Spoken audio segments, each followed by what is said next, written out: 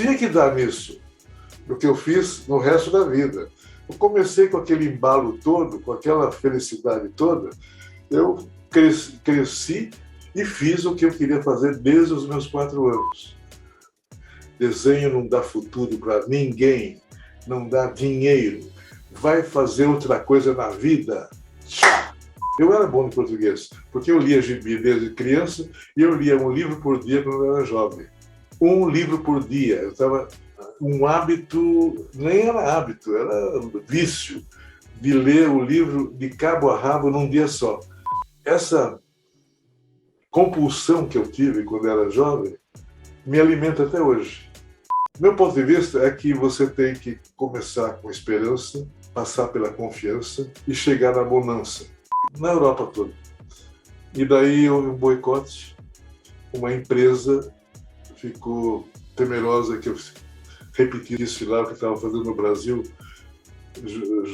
colocando no mercado milhões de revistas. Então a empresa concorrente pagou para que o meu material não fosse distribuído.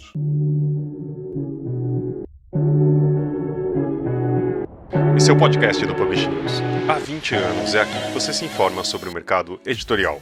O convidado da semana do podcast não precisa de introdução, mas acho que vale mesmo assim.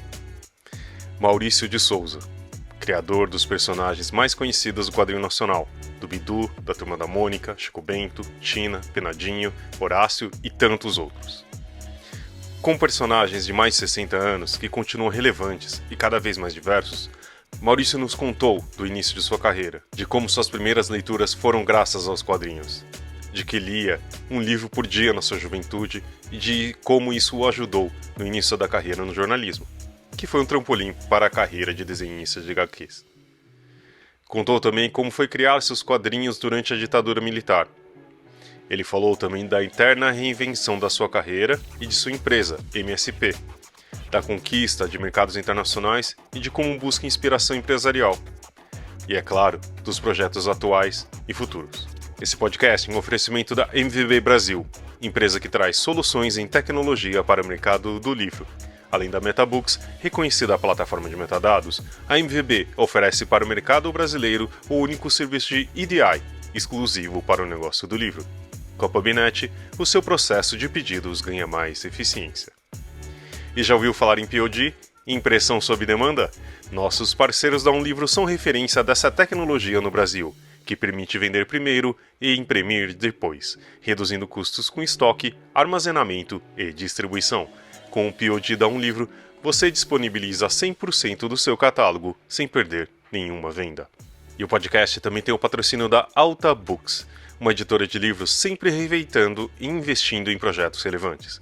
Com mais de 20 anos no mercado, 5 selos e 3.000 títulos publicados, com best-sellers nas temáticas de desenvolvimento pessoal, informática, finanças, entre outros. Atualmente, o foco é o novo selo Alta Novel, com best-sellers internacionais de variados gêneros, como romance, fantasia, sci-fi, thrillers e muito mais. Esse é o episódio número 211 do podcast do Publish News, do dia 18 de abril de 2022, gravado no dia 13. Eu sou Fábio Rara e esse episódio conta com a participação de Thales de Menezes e Karina Lourenço. E a edição de Fábio Rara. E não se esqueça de assinar a nossa newsletter, nos seguir nas redes sociais, Instagram, YouTube, Facebook, Twitter e todos os dias com novos conteúdos para você. Inclusive esse podcast que também estará no YouTube com imagens. E agora, Maurício de Souza. É uma honra para a gente falar com...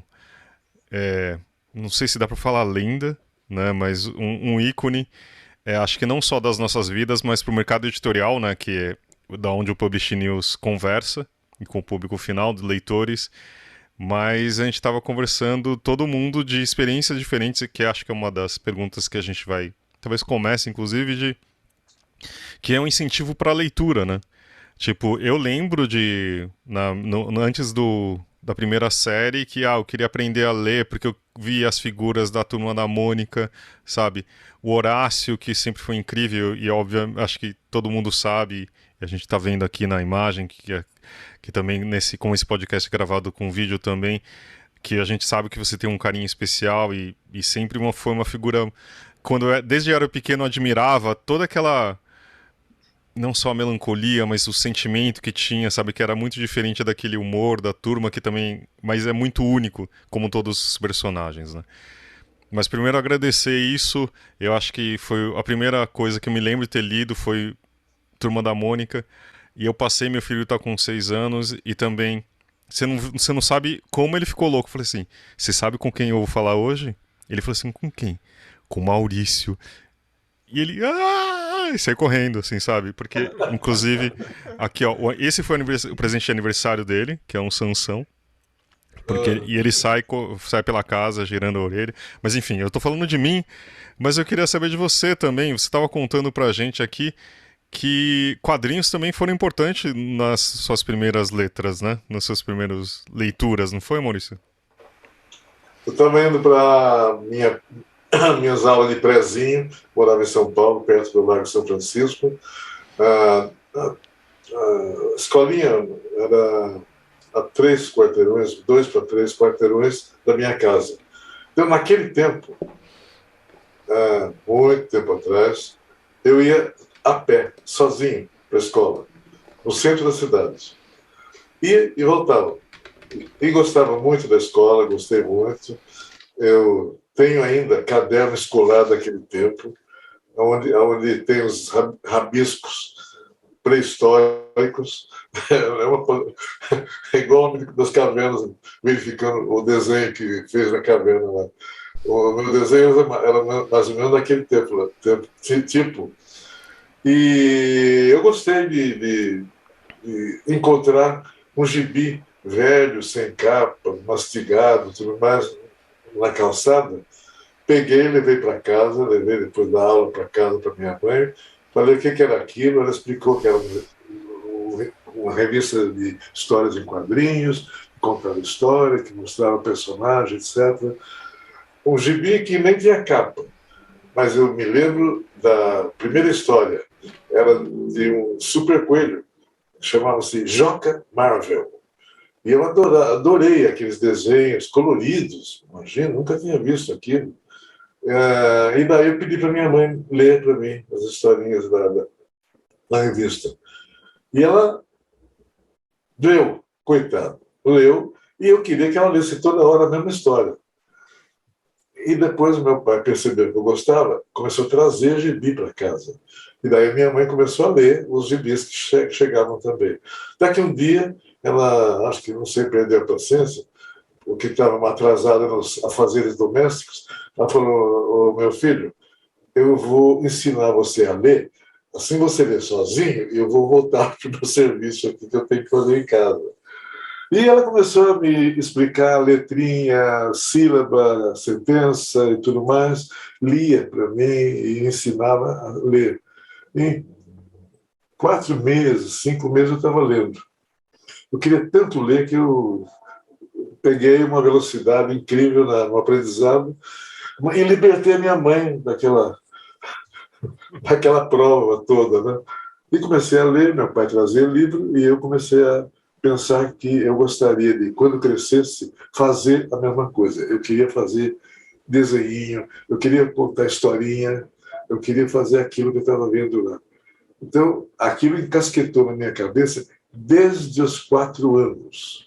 Eu me lembro de estar pensando nisso e dos meus pais estarem incentivando, dando gibi, dando material de desenho. Meu pai dava para eu treinar nos cadernos. E principalmente depois que eu peguei os cadernos de poesia dele, meu pai era poeta, tinha uma letra muito bonita, eu peguei o caderno de poesia dele e rabisquei tudo, quer dizer, fingi, imaginei que estava escrevendo alguma coisa. Daí ele, em vez de dar bronca, ele saiu e voltou com cadernos iguaizinhos aos deles e me deu para eu escrever ou desenhar o que eu quisesse no caderno que ele trouxe. Ele desenhava bem também, me ensinou a usar lápis de cor, figuras, caretas, etc, etc. Então eu tive não só o incentivo, mas acompanhamento dos meus pais, principalmente no caso do desenho do meu pai. Tinha que dar nisso, do que eu fiz no resto da vida. Eu comecei com aquele embalo todo, com aquela felicidade toda, eu cresci e fiz o que eu queria fazer desde os meus 4 anos. Lógico que demorou, eu consegui publicar os meus primeiros desenhos com 24 anos, ou seja, demorou bastante, mas eu me preparei para isso. Eu passei pelo colégio, professores me incentivaram. Tinha uma professora que pedia para eu ilustrar a lição de casa que ela passava para mim. Então, eu tinha que voltar com a lição feita e com a ilustração daquela lição. A maravilha! Foi uma velocidade tremenda aí de aprendizado para fazer ilustração. O outro professor me punha na primeira cadeira da classe para eu ficar desenhando a cara dele, o rosto dele, fazendo caricatura e tudo mais. O meu professor de inglês. Agradeço a gentileza dele, mas eu sou ruim de inglês por causa disso, porque eu ficava desenhando as aulas de inglês. Então, foi tudo com muita liberdade, muito entusiasmo, muito incentivo, não só dos meus pais, depois da minha avó, da minha madrinha, dos meus colegas de classe e tudo mais. Na minha classe eu fazia, quando eu estava na 4ª série do antigo ginásio, eu fazia um gibizinho que chamava Quartinho, que eu estava na 4ª série, e lá eu fazia histórias em quadrinhos com os personagens baseados nos meus colegas. Então, os meus amigos mais chegados, eles eram os mocinhos das histórias. Os não tão amigos chegados eram os bandidões, lógico. As meninas que olhavam para mim meio sigelamente, bem, com um certo calor, elas eram as mocinhas das minhas histórias. As que não me davam nenhuma bola eram as bruxas. Então, eu brincava com os meus colegas, criando personagem, criando história. Isso foi também, mais uma vez, eu me lembro bem, foi um incentivo que eu mesmo executei para mim mesmo, para aprender truques de narrativa e truques também de desenho. E depois, passou-se um tempo, eu saí da juventude, me tornei adulto, fui para São Paulo para tentar me colocar no lugar para desenhar. E eu achei que podia ir para um jornal. Eu estava trabalhando num escritório de discos, que não era o que eu queria, mas pelo menos ganhava um saláriozinho, mas tinha a Folha perto. Falei, eu acho que é melhor eu tentar uma solução, tentar um lugar na Folha que tem charge, tem história em quadrinhos também, tem tudo. Então, resolvi ir para a Folha para mostrar meus desenhos. Fiz uma pancada de desenhos, fiz uma pasta e fui para a Folha para resolver a minha vida.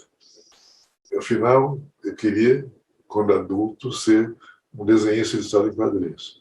Cheguei lá, fui recebido pelo diretor de arte da Folha, que me recebeu friamente, nem me convidou para entrar na sala dele, de pé, na porta da sala. Ele pegou minha pasta, olhou bem friamente, olhou para mim e falou olhando nos meus olhos. Eu me lembro das frases que ele falou. Ele falou: menino, desista de desenho. Desenho não dá futuro para ninguém, não dá dinheiro. Vai fazer outra coisa na vida. Bateu a pasta e entrou na sala dele e bau, acabou a minha esperança, pelo menos naquele dia. Eu saí sem sentir o chão nos pés. Saí, entrei na redação da Folha, cheio de jornalistas e tudo mais. Não andei nem um minuto. Eu passei por uma mesa de um jornalista chamado Mário Cartacho, que me viu passando E eu devia estar com uma cara de candidato a suicídio, porque ele perguntou para mim: menino, o que aconteceu? Tinha acontecido uma tragédia realmente, né? E eu não conseguia esconder, eu acho que na face, na cara, nos olhos, qualquer coisa assim. Daí eu balbuciei para ele o que tinha acontecido, como é que eu tinha sido recebido lá pelo diretor de arte. Ele pegou meu material para ver também, ele olhou e falou: bem, você desenha, mas você pode aperfeiçoar esse desenho. E, além disso, você pode fazer outra coisa. Você pode entrar aqui na Folha para fazer amizade enquanto aperfeiçoa seus desenhos, e depois, daqui a algum tempo, você mostra seus desenhos para um diretor, para o redator-chefe que te conhece já, que já tomou um cafezinho, eventualmente até uma cervejinha. Eu já tinha 18 anos, né? Então, ele falou, e tem uma vaga de copydesk aqui. Eu não sabia o que era copydesk, ele me explicou. Era um corretor de estilo ou corretor de português. Os repórteres chegavam correndo, escreviam, digitavam de qualquer maneira, e tinha que ser corrigidos, né? O texto tinha que ser corrigido.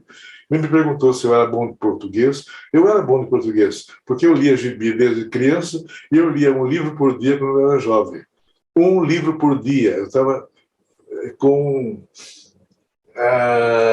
um hábito, nem era hábito, era vício, de ler o livro de cabo a rabo num dia só. Eu chegava na escola, começava a ler depois do almoço e ia até as 2, 3 da manhã, porque eu queria ler o livro inteirinho no mesmo dia. Passei muito tempo lendo um livro por dia e, logicamente, assimilando técnica, assimilando português, assimilando ideias, entendendo histórias, conhecendo pessoas, conhecendo autores. Essa compulsão que eu tive quando era jovem me alimenta até hoje. Talvez seja motivo de eu... Desculpe a emoção. O motivo de eu querer escrever, continuar a minha ambição de desenhar, continuar produzindo alguma coisa. E eu tive facilidade de escrever, de criar uma narrativa fácil, simples, principalmente porque eu passei pela reportagem policial posteriormente. Depois de fazer correção de texto, eu fui para a reportagem policial. E o mesmo Cartacho que me chamou no outro dia, em outro momento, e falou que tinha uma vaga de repórter policial. Daí eu pensei comigo, né? Repórter policial, eu posso virar um personagem de histórias em quadrinhos. Eu vou ver coisas que eu vejo no gibi, que eu vejo nas histórias, nos livros, tudo mais. Fiquei muito entusiasmado, né? Mas no que eles tinha uma turma muito grande de candidatos, 200 candidatos para 2 vagas. Eu passei. Então, realmente, eu acho que o meu português estava me ajudando bastante a conseguir essa vaga. No que eles falaram que eu passei, eu desci para o Largo do Arush, ali perto da Folha, e comprei uma capa e um chapéu de detetive americano. E voltei para a Folha, vestido de repórter policial americano, logicamente, né? E o pessoal tirou deu uma risada global na Folha, né? O pessoal gozou com a minha cara e tudo mais. O que você está pensando? Não precisa se mascarar, se disfarçar como repórter. Acontece que eles não sabiam que eu era muito tímido e eu tinha uma timidez danada para falar com estranho, para falar com alguém mais importante, para falar com um figurão, até com um chefe de quadrilha. Eu acho que eu não falaria, não teria condições. Mas quando eu mudava a minha identidade, eu não era o Maurício, eu era o repórter policial americano. Daí eu falava com quem viesse. E isso me ajudou bastante na área da reportagem, fiquei 6 anos na reportagem policial. Tem um monte de histórias que eu vivi na reportagem e um monte também de, vamos dizer, valores que eu aprendi, que eu assimilei, e estilo. Para eu escrever as primeiras reportagens, eu usava o meu português sofisticado, de quem estava lendo toda hora essa de Queiroz, Machado de Assis, os figurões aí da língua portuguesa, né? Eu cheguei, nas primeiras vezes que escrevia como eu escrevia lá na prova do ginásio, imitando os grandes escritores, né? Chegou o chefe e falou: apaga isso, tira aquilo, não, você não pode dar opinião, você não pode falar assim, falar essas palavras, assim, lá, lá, lá, lá, lá. Bem, me enxugaram todo o meu português para o estilo conciso, direto, objetivo, ideal para caber no balão da história em quadrinhos, que eu não estava fazendo ainda, mas eu estava, sem querer e por sorte, aprendendo o português adequado para essa comunicação. Começou assim. E depois de algum tempo, depois de uns anos de história de desenho, de reportagem, eu achei que estava na hora de eu lembrar de novo de desenho, de história em quadrinhos e tudo mais. Então, certo dia, eu não fui trabalhar. Fiquei em casa treinando desenho, treinando uma historinha, treinando uma charge. Já tinha feito alguns desenhos, o pessoal da redação já sabia que estava desenhando. Algumas vezes eu desenhava quando o fotógrafo meu não pegava uma área onde tinha havido algum caso policial, eu desenhava, ilustrava. Então o pessoal começou a se acostumar comigo, desenhista também. Mas eu queria fazer agora desenho. Fui para casa, desenhei uma historinha, uma história vertical de diversos quadrinhos, de um menino e um cachorrinho. E levei para a redação. Depois de 2 anos, de 2 dias, eu achei que estava bom o material, levei, mostrei para o redator-chefe, para o diretor de redação também, como o velho jornalista Cartacho tinha sugerido. Eles já me conheciam, já tinham tomado café comigo, eram amigos, e foi muito mais fácil eu colocar os desenhos para pessoas conhecidas. Eles olharam o desenho, eu perguntei se eles poderiam publicar, o relator falou que sim. Eu falei: vocês pagam isso? Nós pagamos, sim. Então, minha demissão de repórter está aqui, agora eu quero ser desenhista de história em quadrinhos. E assim começou tudo, com as tirinhas que comecei a fazer na Folha de São Paulo, onde eu criei os primeiros personagens. E a primeira tira que eu fiz, está lá, a cópia está no meu estúdio lá, e abriu o caminho para o Bidu e Franjinha, que foram os primeiros personagens então, que eu desenhei, escrevi, e estão aí até hoje. Já vou aproveitar o gancho dessa história para fazer a minha pergunta. Que você falou que pedia para sua mãe ler várias vezes a mesma história, porque você queria reler aquele quadrinho. Isso acontece com a Turma da Mônica, a gente pode ler 1000 vezes, que continua divertido, continua legal. E essa minha pergunta é: durante décadas, a essência dos personagens, elas se mantiveram. Hoje, você lê a Turma da Mônica e você identifica os quadrinhos, as tirinhas que você lia há muito tempo atrás. Eu lia na minha infância, né? No meu caso. Você acha que essa temporalidade dos personagens tem sido importante para esse sucesso todo da Turma da Mônica? O que você acha que eu faço todo dia lá no estúdio? Tomando conta disso. Realmente, quando o pessoal chega, no começo foi meio difícil, porque o pessoal chegava, os candidatos a desenhistas, né, ainda totalmente desconhecendo estilo, jeito, o desenho, como é que era. Quase que eu precisava segurar a mão deles para sair o desenho com o meu estilo, né? Mas aos poucos eles foram assimilando, e essa dificuldade que havia no começo é porque eles não tinham histórico. anterior, não tinha um histórico, de olharem histórias já existentes e fazer alguma coisa parecida. Até que começaram a sair revistas. Daí eles tinham já manual. Eles tinham as revistas, os desenhos, o estilo, o roteiro, o ritmo. Então foi muito mais fácil, depois de alguns meses, talvez um ano, 2, para eu contratar mais desenhistas que já tinham referências. No que tinham referências, era muito mais fácil a gente pedir para eles continuarem nesse processo que você falou que existe desde aquele tempo. Realmente é uma luta, porque agora, por exemplo, temos muito material humano lá, chega gente nova, e geralmente o artista que chega lá, ele também sonhou com alguma coisa parecida, em fazer alguma coisa parecida. E alguns se aventuram em alterar alguma coisa do personagem, ou a roupa, ou o jeito de andar, o jeito de falar, tudo mais.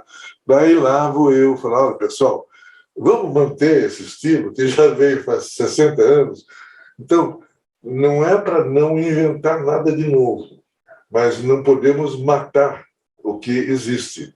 Então, nós vamos crescendo em cima da realidade que veio. Vamos, então, botar um fermento. Mas a matéria-prima deve continuar aí para...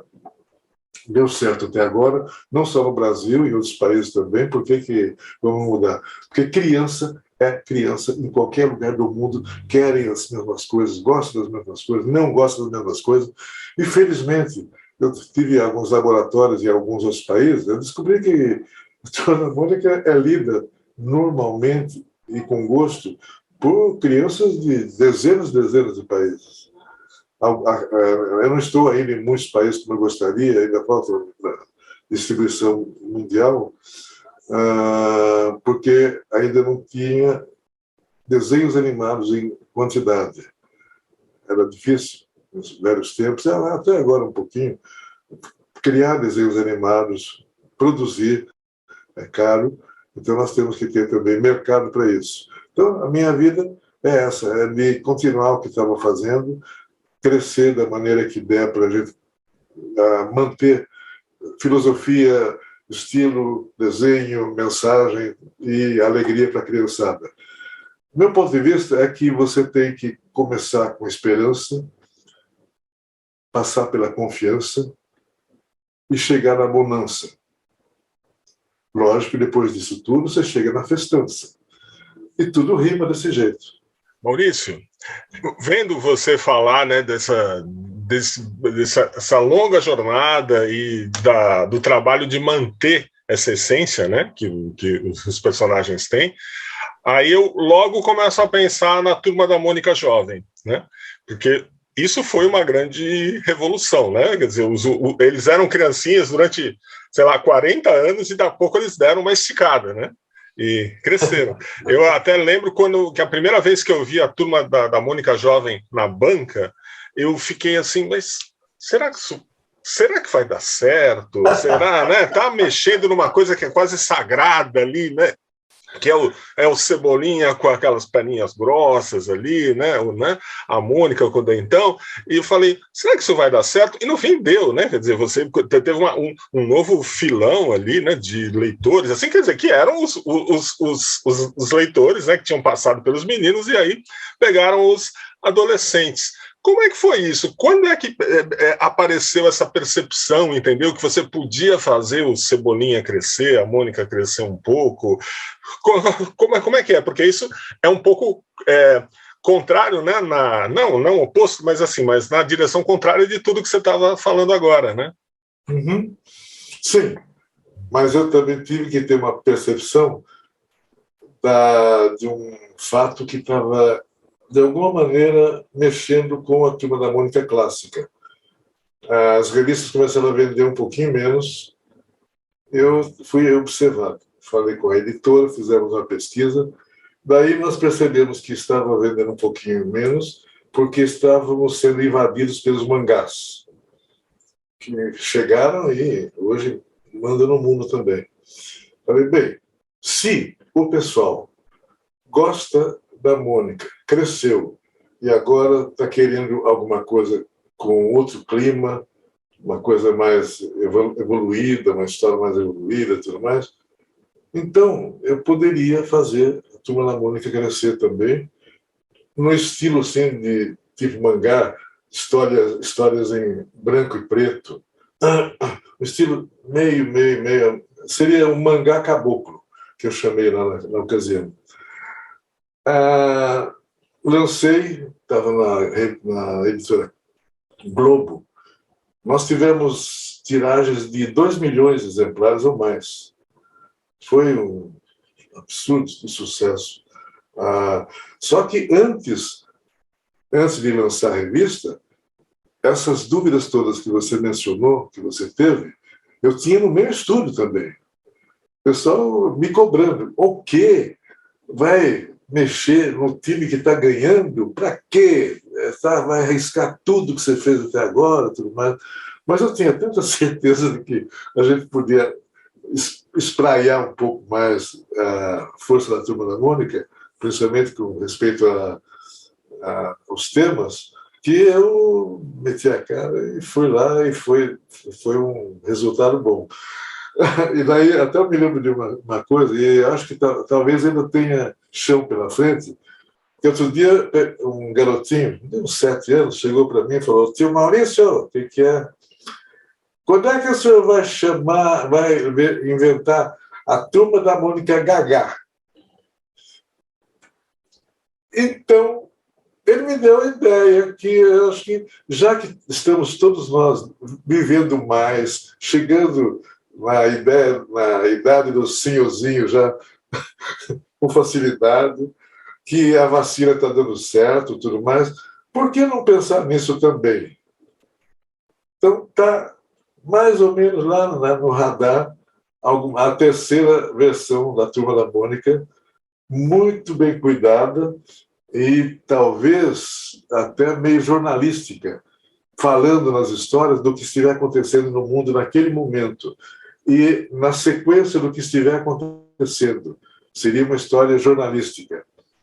Daí eu fiz os meus cálculos, precisava de um monte de dinheiro para pagar todo mundo necessário para fazer as histórias todas. Jornalista, psicólogo, psicanalista, caras estudando outras línguas e tudo mais. Mas estou deixando um pouquinho para depois, enquanto eu estou agora entusiasmado com os filmes ao vivo. Os 2 últimos foram um sucesso, e o que vem aí deve repetir a dose também. Então, estamos na fase do cinema e estamos também na fase de abrir mais o mercado internacional. Eu já estou com uma empresa nossa no Japão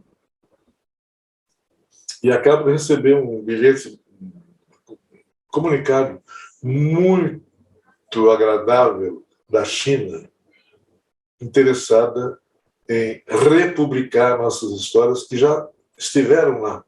Pois por um motivo político lá, que deu uma lei que não podia ter autor estrangeiro em revistas que iam para as escolas. Então, eu saí de lá um pouquinho, agora estou tentando voltar e estou com bons sinais de que agora é possível isso também. Em alguns países, eu fiquei anos já publicando. No Japão, há 30 anos atrás, estava publicando Horácio já. Então, tivemos várias experiências, mas não tivemos aquela cachoeira ainda de desenhos animados e de histórias permanentemente em alguns países que eu estou interessado cada vez mais agora. Bem, tem chão pela frente, vocês vão ouvir falar. E não sou só eu que estou entusiasmado, a turma toda lá do estúdio. Nós temos 400 funcionários no nosso estúdio hoje, entre desenho animado, entre ilustrações, entre histórias em quadrinhos e tudo mais. Então, é um dos maiores estúdios do mundo no gênero e também com os resultados também muito bons. E agora, inclusive, com o cinema vindo aí, com um filme sobre a minha vida. Eu acho que, não sei se você já tem conhecimento, um filme que vai sair da história da minha vida, produzido pela Disney.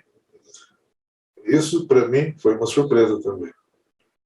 Então, o meu concorrente deixa de ser concorrente e vamos ser amiguinhos.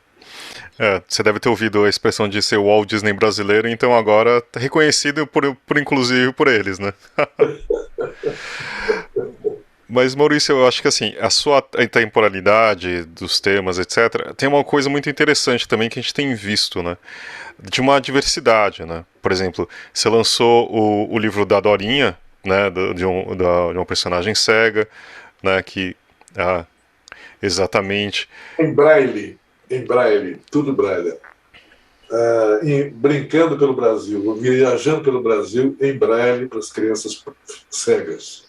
Para pessoas cegas, não só crianças. Não, mas uma coleção linda, né?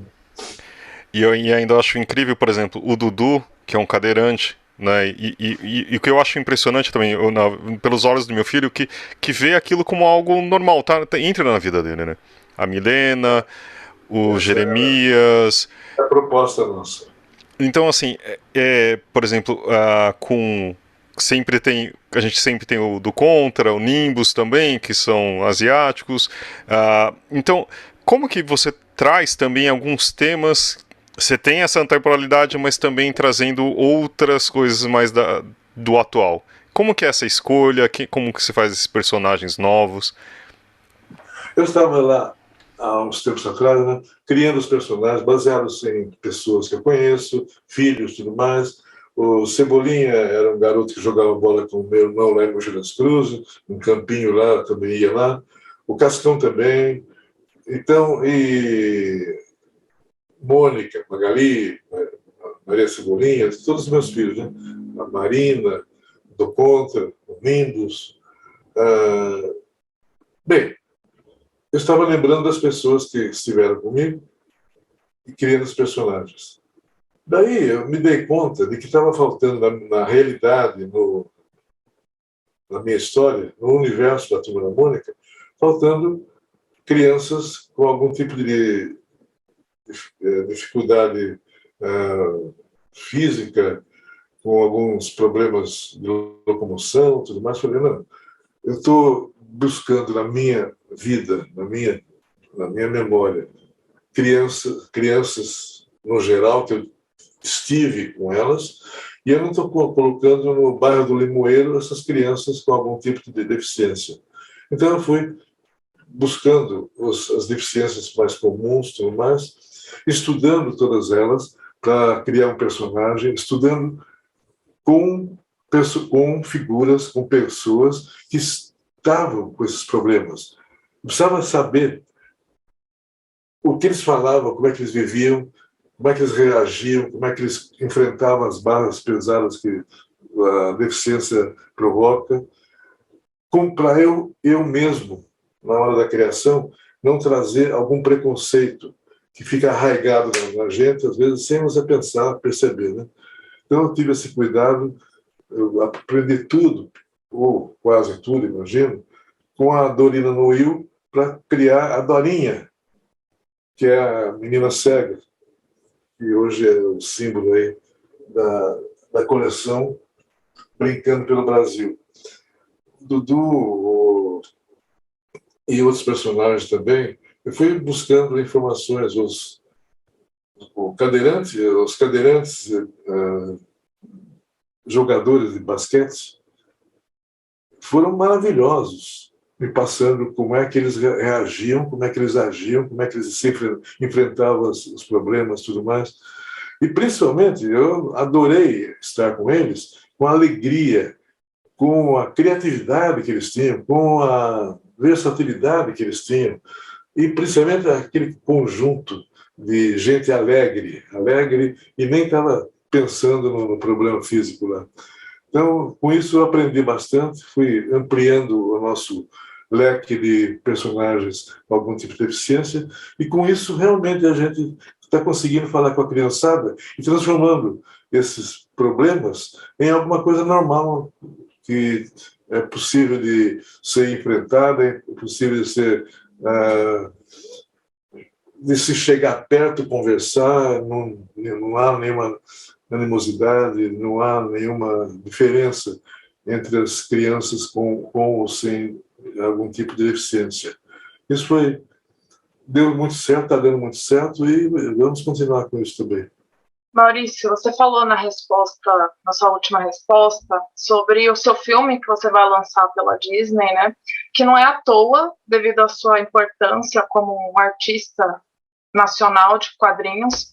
E eu queria perguntar, no período da década de 60, 70, um momento histórico importante, né, o momento da ditadura, onde houve a Lei Nacional dos Quadrinhos, de 1963, onde limitava a produção nacional. Queria saber, você como artista, como foi para você lidar com esse momento e como você conseguiu se adaptar para manter as suas publicações e ser quem você é hoje, que é esse gigante dos quadrinhos nacionais.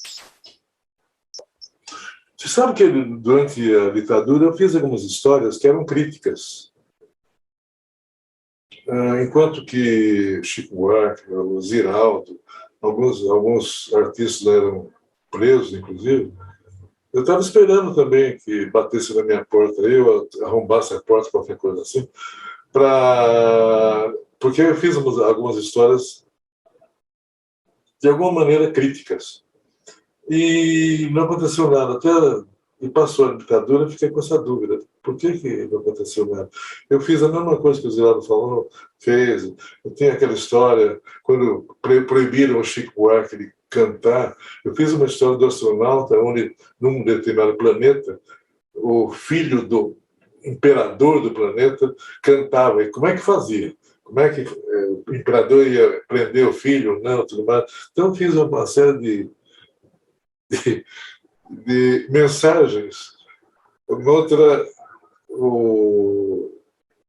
na história em quadrinho, tiras sequenciais, na história do Raposão, o rei Leonino,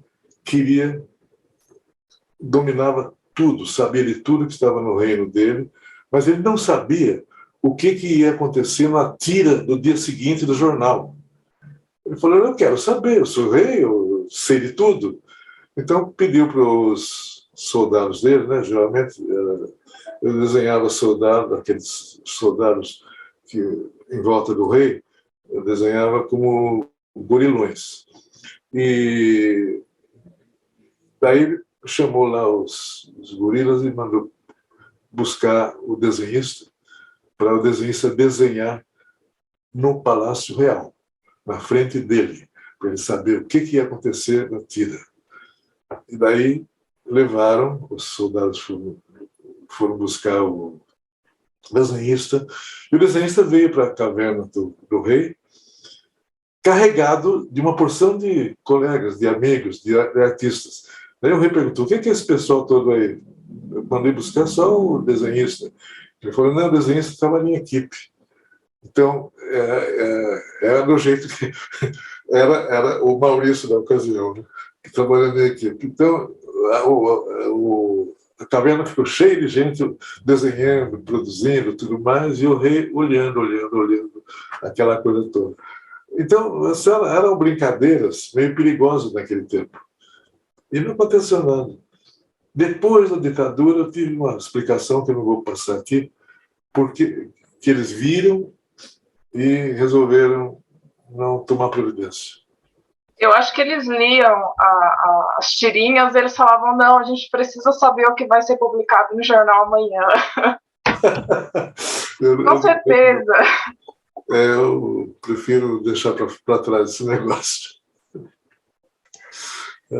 Maurício, me diz uma coisa.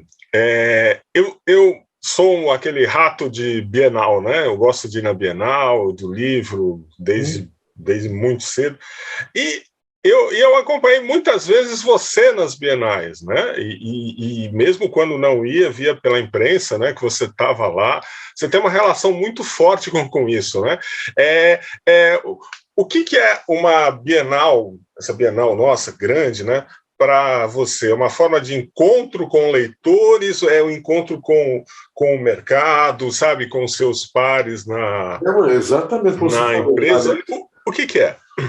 É o que você falou, é um encontro prático, encontro, vamos dizer, cara a cara, olho a olho, com o leitor, para bater um papinho, saber o que ele está achando, o que ele gostou, o que ele não está gostando.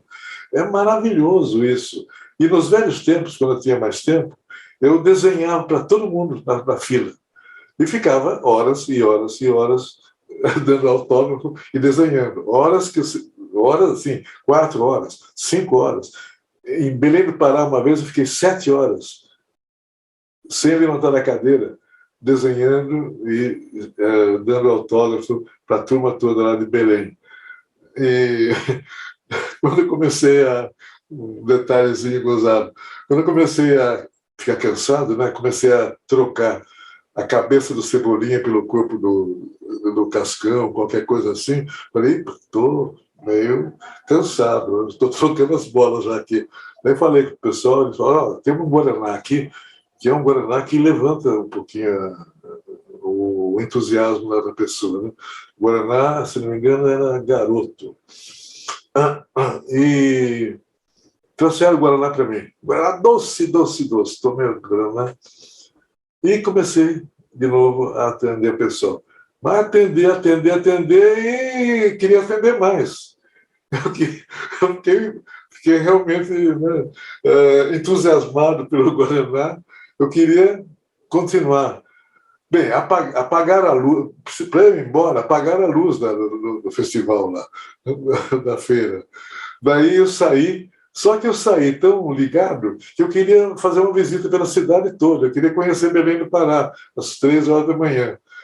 E saí para passear e tudo mais, mas de qualquer maneira eu não tinha preguiça, eu gostava disso, não só por causa do Guaraná, eu gostava e gosto de atender o nosso público.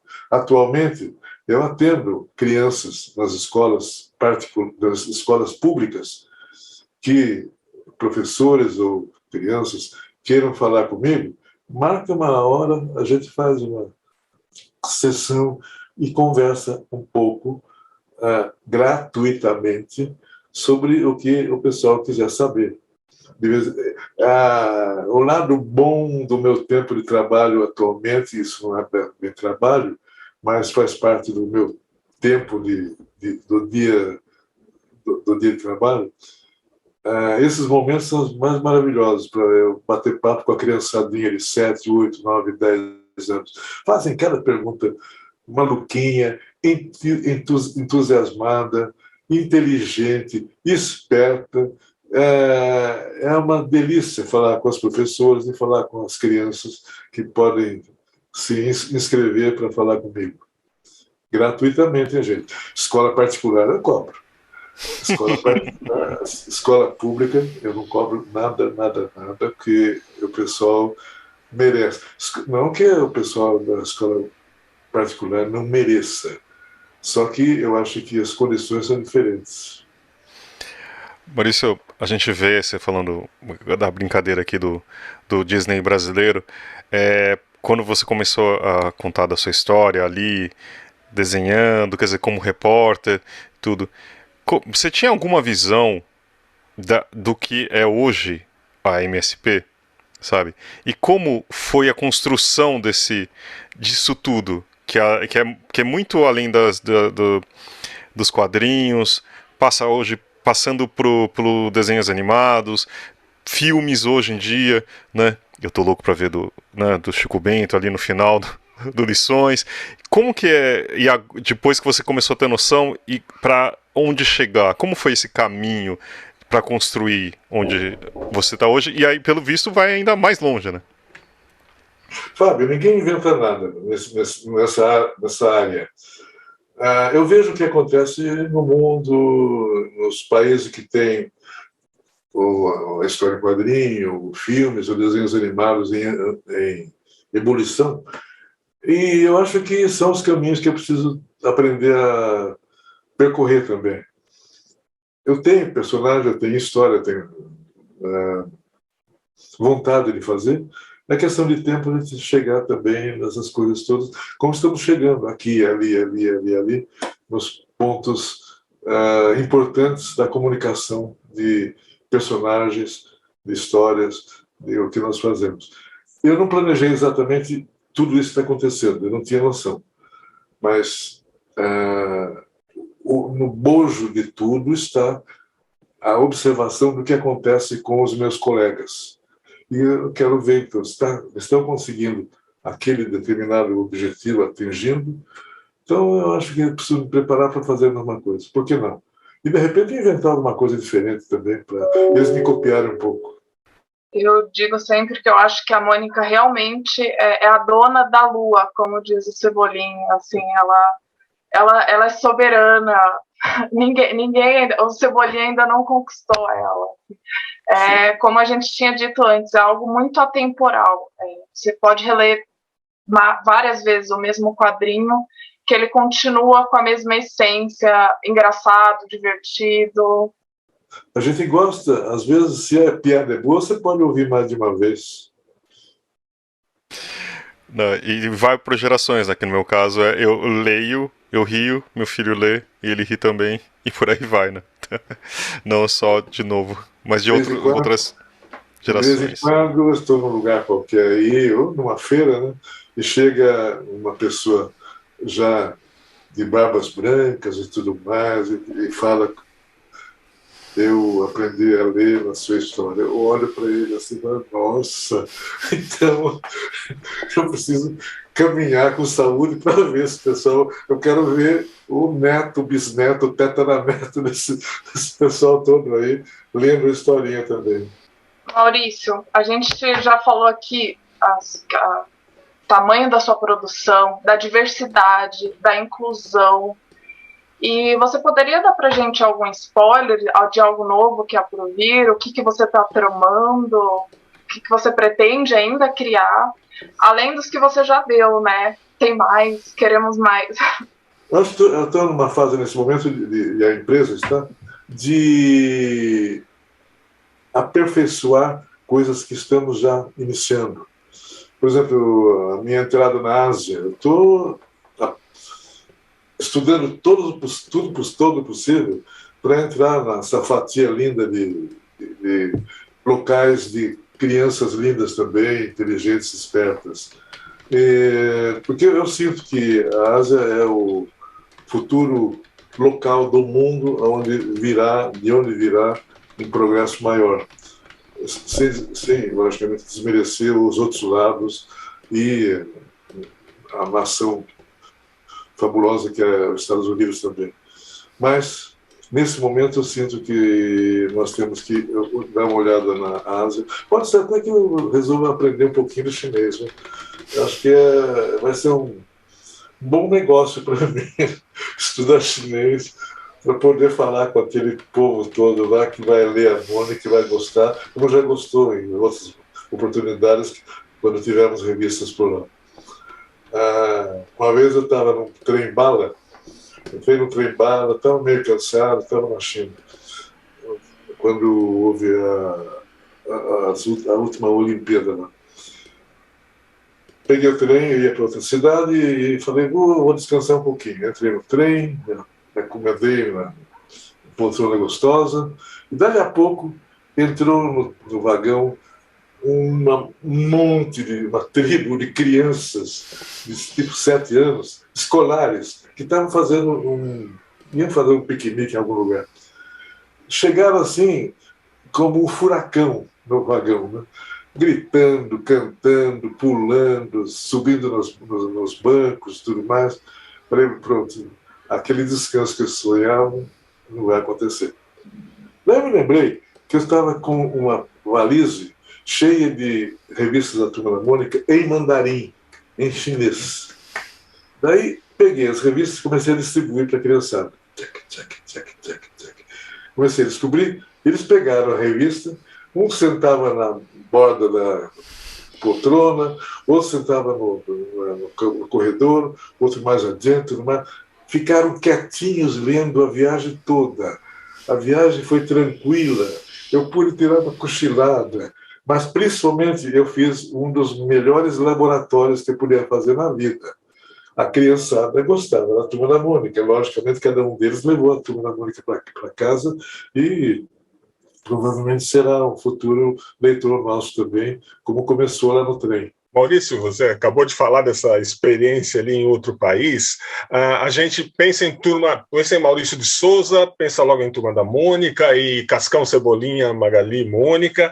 Agora, em outros países, teve personagens seus, essa variedade toda, que surpreenderam, por exemplo, você tem uma variedade Astronauta, Penadinho, né? Enfim, tem algum país, por exemplo, que adotou mais algum outro, entendeu?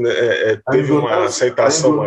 A Indonésia, a Ana Mônica provocou na Indonésia uma sensação nova para as mocinhas, meninas, os mocinhos também, recebi cartas delas, que elas queriam ser a Mônica. Nós publicamos durante 18 anos as revistas da Turma da Mônica na Indonésia. Depois houve alguns problemas lá na editora, preciso parar um pouquinho. Horácio saiu há quase 50 anos, saiu no Japão, uma revista dirigida à criançada também. Então, eu tenho experiências.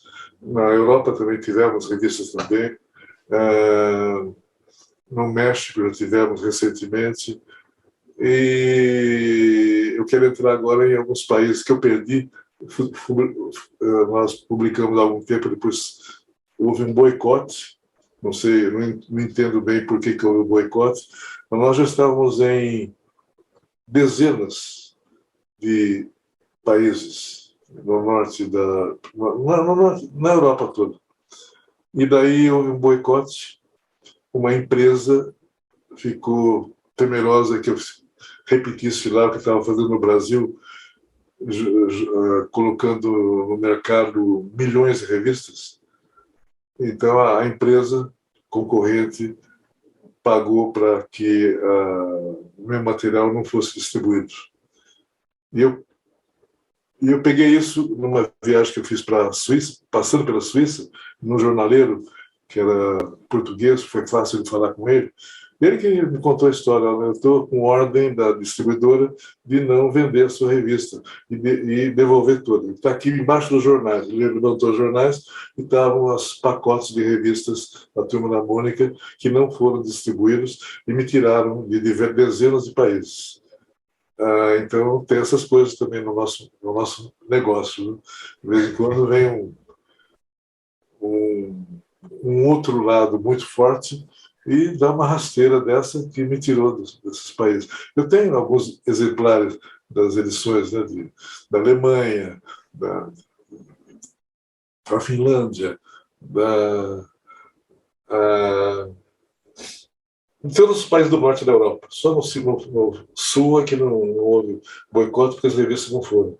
Mas do norte para cima, todos os países tiveram. Eu tenho exemplares dessas revistas aí. Um episódio de capitalismo selvagem, né? Realmente pesado. Aí foi o golpe mais sério, importante e, de alguma maneira, prejudicial para nosso negócio internacional. Uhum. Um dia a gente vai saber a história correta. Azar deles de não ter a Mônica para suas crianças. É muito azar deles. Estão perdendo. Eles não sabem o que estão perdendo. Tá bom, eu vou me lembrar dessas palavras, viu, Karina? Obrigado. Mas é verdade, a Mônica conquista as crianças, é as crianças que dizem tudo. É que nem o episódio da China, que você saiu distribuindo para as crianças, elas adoraram. É as crianças que dizem, a Mônica conquista os adultos, quiçá as crianças, não é mesmo? Queria mandar para vocês um avisozinho. Nesses últimos 2 anos, a gente ficou meio preso no estúdio, ou melhor, não abrimos o estúdio para a visitação que nós tínhamos.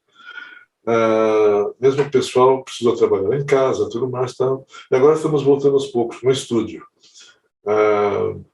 E agora vamos abrir também a visitação do estúdio. Daí, inscrevam-se os interessados. Já estou na fila. Eu tô na fila também. Você vai ver eu surtada na porta, assim, Maurício, cadê o Maurício? Não, Você vai falar, tipo, quem é vou essa levar louca? Vou levar o meu Sansão, meu filho. Vou ir vestida de Mônica. Ah, eu sou muito fã. Eu vou passar vergonha lá. O pessoal vai olhar e falar, vixe, Maurício. Eu acho que eu vou dar prioridade para o jornalista, né? Essa lista aí. Vocês vão ouvir falar dessa reabertura. Mas Legal. a vida continua, como eu falei agora um pouco com vocês, a vida continua com esperança, com confiança, com bonança e com festança. Então, vamos lá continuar com a festa. É isso aí. Eu acho que a gente tá acabando com o nosso tempo, né, Maurício? A gente não queria. Quer dizer, querer a gente quer te alugar, mas eu acho que não é de bom tom nem tão educado, que acho que você tem o tempo. Ah, mas você quer mostrar as novidades também, né? Não é tanto novidade. É verdade. Está saindo agora o número 3 do Horácio, que é uma coleção de 4 exemplares. São histórias que eu escrevi e desenhei sozinho. Não foi a equipe que fez. Aqui é uma obra do Maurício. E se não bastasse isso, ali foi da editora Pipoca e Nanquim. É aqui da editora Panini, atual editora nossa, que é a Biblioteca do Maurício. Tem todas as histórias lá naqueles... Acho que do tempo em que vocês estavam lendo as primeiras lições, as primeiras histórias, as primeiras historinhas, com o estilo de desenho antigo também. Sensacional isso. Muito bom. Lindo! Então tem a coleçãozinha aqui. Vocês Olha as capinhas. Uau! As capas do seu tempo. O Jotalhão tocando flauta com a tromba dele, isso era uma imagem assim. Ah, e essa do carrinho é a número 1, né? Essa que tá a Mônica e o Cebolinha, é o número 1. Né? Demais. Comprei na banca isso. Então estamos falando com o pessoal que está saudoso disso tudo e pode ver de novo. Ou pode matar saudade, ou pode dar de presente para os filhos, para os netos aí que não conheceram. Muito bom. Agora eu virei um vendedor, vamos parar com isso. E aqui no momento MVB Brasil com o Ricardo Costa. Tudo bem, Fábio? Fala aí. Tudo bem, pessoal? Continuando com as boas novidades aí na MVB, não é isso? Continuando com boas novidades, felizmente, Fábio, felizmente. As coisas crescendo, aumentando aqui na MVB. Hoje, de novo, eu quero falar um pouco mais da plataforma da MetaBooks. E há algumas semanas eu mencionei a questão das bibliotecas públicas, mas eu falei um pouquinho rápido. Então, eu queria entrar um pouquinho mais em detalhes. Nós temos uma cooperação com o Sistema Nacional de Bibliotecas Públicas, via o Ministério da Educação, e desde o ano passado, as pessoas que trabalham nessas bibliotecas têm sido treinadas no uso da plataforma para pesquisa e organização das suas obras, do seu acervo, né? Participam, na verdade, vários profissionais, Fábio. A maioria são bibliotecários, mas também participam professores, gestores culturais, auxiliares, agentes culturais, coordenadores de projetos e uma série de outras atividades. Então, é um grupo bastante diversificado que está conhecendo a plataforma e estão aprendendo a utilizar como ferramenta para o seu trabalho em si. No ano passado, foram 12 treinamentos para estados do Nordeste. Atingimos mais de 150 pessoas só nesses treinamentos. Este ano, a gente retomou agora em abril o treinamento, iniciando aqui pelo estado de São Paulo. Serão 2 meses com 4 treinamentos por semana. Então, nós já passamos de 200 pessoas treinadas e esse número vai, no mínimo, dobrar. Então, jogando por baixo aí, esperamos ter cerca de 400 pessoas conhecedoras da plataforma MetaBooks e utilizando a plataforma para desenvolver o seu trabalho dentro das bibliotecas. Eles adoram a ferramenta. Quando podem, porque, assim, eles têm facilidade para encontrar aquelas coisas que eles precisam procurar tanto, e muitas vezes as buscas são feitas meio na mão, na internet, né? E na plataforma eles começam a ter uma busca mais direcionada. Trouxe aqui até alguns testemunhos de pessoas que terminaram o curso, né? Então, falando que é ótimo para pesquisar bibliografias, ótima plataforma, vai facilitar nossos trabalhos, excelente fonte de pesquisa.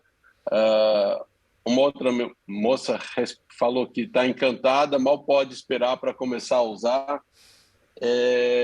Então, tem sido, assim, vai ser uma grande oportunidade, e eu quero dizer, assim, bem diretamente para os editores, que toda editora pode aparecer na MetaBooks. Hoje a gente não vai falar especificamente de preços, mas os preços são acessíveis e você pode, além de se tornar visível, estar mais fácil de chegar na mão dos livreiros e distribuidores, que é o que a gente sempre está falando por aqui, né? Agora, esse crescimento dos usuários das bibliotecas. As pessoas que trabalham nas bibliotecas, elas vão poder encontrar melhor os seus livros. Então, procura a gente, vem colocar seus dados na MetaBooks, que você cada vez está ampliando mais o alcance de pessoas que vão conhecer seus livros e ter a oportunidade de comprá-los. No próximo momento, MVB, próxima vez que eu estiver aqui, a gente vai falar sobre os preços e eu vou provar para vocês que vale a pena. Então tá bom. Ricardo, muito obrigado. Então a gente espera até o próximo momento. Daqui a 2 semanas, não é isso? Isso, daqui 2 semanas. Então tá bom. Muito obrigado, Ricardo. Até a próxima. Até a próxima. Abraço, Fábio. Abraço a todo mundo. Maurício, eu queria agradecer muitíssimo pela sua presença, né? Quer dizer, estamos online, mas a gente ficar nesse tempinho conversando, ouvindo suas histórias, realmente a gente te admiro muito, e o impacto que você causa na indústria editorial que a gente cobre não tem como mensurar, né? Muito obrigado mesmo, Maurício, de verdade. Eu que agradeço, Fábio, agradeço o carinho, Thales também. É um privilégio poder falar com você, nem que seja 60 minutinhos, é um privilégio enorme. Muito obrigada. Sem dúvida, sem dúvida. Eu que agradeço, é gostoso falar do que a gente faz, tá certo, né? Então tá bom. Muito obrigado. Até uma próxima. Grande abraço, Maurício. Em algum outro momento. Tchau, tchau.